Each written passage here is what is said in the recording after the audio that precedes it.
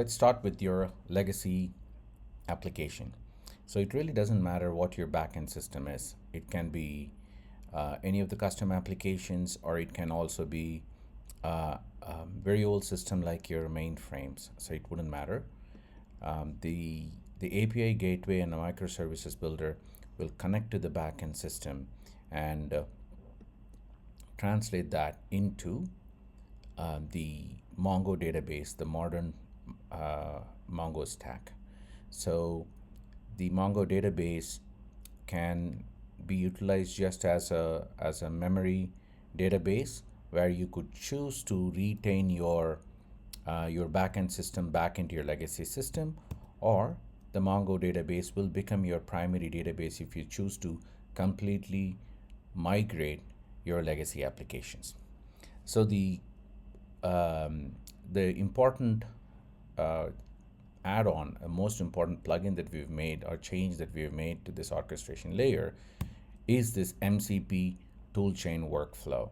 So it would connect to the Mongo database, which brings the information from your legacy system through this microservices builder, and the the MCP is the go between capability that will connect with the AI agent, understand the agent's requirement, and identify the proper data sets, collect them from Mongo database, and then render it back into your modern front end.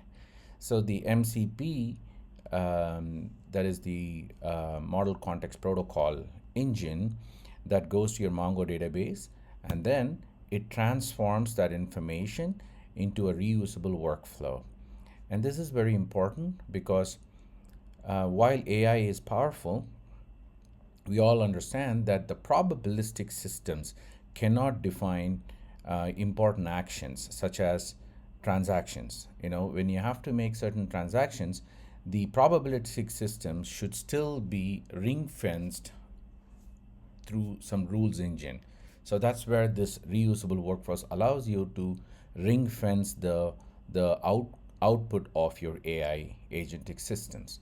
And for example, let's say there is a 70% probability is an outcome that comes from a model. For example, there is a 70% probability there is going to be a default on a particular loan. That's a probabilistic system, hence it can't be factual. So it still needs to be ring fenced by rules based systems. So this reusable workflow allows you to ring fence the AI outcomes within the rules engine, and that is what defines your compliance, regulatory aspects, governance, security, and so on. So after it comes out of the process workflow, you have a policy controller. Now, this is again very critical because now AI interfaces can use chat, it can use voice, you can invoke commands, you can enable transactions, and so on. But now, how do you control the policies? How do you say that one person calling a virtual assistant to um, uh, to to invoke data? For instance, how do you prevent somebody from saying, um, "Can I have this person's salary?" If you don't have a proper policy controller within the orchestration layer, the systems actually AI system wouldn't know how to really control through the persona of the listener. So this orchestration layer plays a very critical role to to apply policies on the outcome of these models. So the policy controller becomes very, very critical. Now from that, it creates a principle called LoRa, which is low rank adoption, that allows the system to map your modern interfaces with the backend systems. So we call this the AI bridge layer. So why this is the way this is critical is now your team can actually go and build React wireframes. You can use vibe coding to build React frameworks and so on.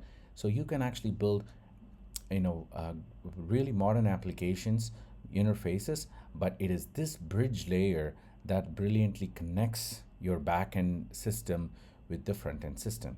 So what it does is it uses the LoRa to actually store and map the metadata information, and then connects with your legacy data sets with the React requirements, and then builds a JSON object that is required, and finally allowing you to build any number of interfaces through wipe coding, through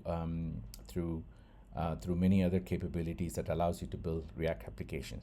So in essence, what's happening is your legacy application completely transforms into a modern application, into a modern stack, and yet it has complete control of the policy, the transformation principles, the the deterministic rule, that is rules aspects that ring fences the outcome, and ensuring that MCP dynamically connects to the next generation database, Mongo database, that comes from your API gateway and microservices, finally connecting to your legacy system. So the agility here is you could choose to retain your all your assets from your backend system, and yet continue to keep brand new interface, or you could simply stop right here and migrate all your legacy system into the Mongo database, and then completely modernize your application. So this architecture is infinitely scalable. It can be used for internal process automations. It can be utilized for building new application.